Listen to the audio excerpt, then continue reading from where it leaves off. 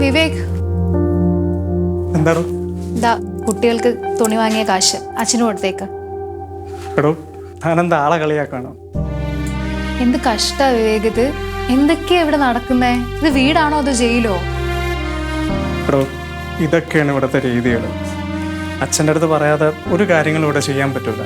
പണ്ട് മുതലുള്ള ശീലമാണ്. അച്ഛൻ ഗവൺമെൻറ് എംപ്ലോയി ആണെങ്കിലും ഞങ്ങളെ പട്ടാള ചിട്ടയിലാണ് വളർത്തിയത്. വിവേക്, ചിട്ടേ ശീലമൊക്കെ നല്ല തന്നെയാ. ഞങ്ങളെ അങ്ങനെയൊക്കെ തന്നെ വളർത്തിയത്. പക്ഷെ ഇവിടെ ഇത് എന്തൊക്കെ രീതികളാ? ഇക്കണക്കിന് നാളെ എനിക്ക് എന്തെങ്കിലും ആവശ്യം വന്നാൽ ഞാൻ അതിനും അച്ഛനെ സമീപിക്കണോ? എടോ താൻ പേടിക്കണ്ട, നമുക്ക് അച്ഛൻ അറിയാതെ. അറിയാതെയോ? വിവേക് എന്തൊക്കെയാ പറയുന്നേ? താൻ പഴയ കൊച്ചുകുട്ടിയല്ല, താൻ ഇപ്പൊ എന്റെ ഭർത്താവാ. നാളെ ഒരു അച്ഛനാവേണ്ടതാ. ഇതിനൊക്കെ എന്നാ ഇനി ഒരു മാറ്റം ഉണ്ടാവുന്നത്? എടോ ഇതൊക്കെ എനിക്കും അറിയാം. പക്ഷെ അച്ഛൻ്റെ അടുത്ത് എന്തെങ്കിലും പറയാൻ ആ ഫ്രണ്ടിൽ ചെന്ന് ആ മുഖത്ത് നോക്കുമ്പോഴേ എൻ്റെ ധൈര്യമെല്ലാം ചോർന്നു.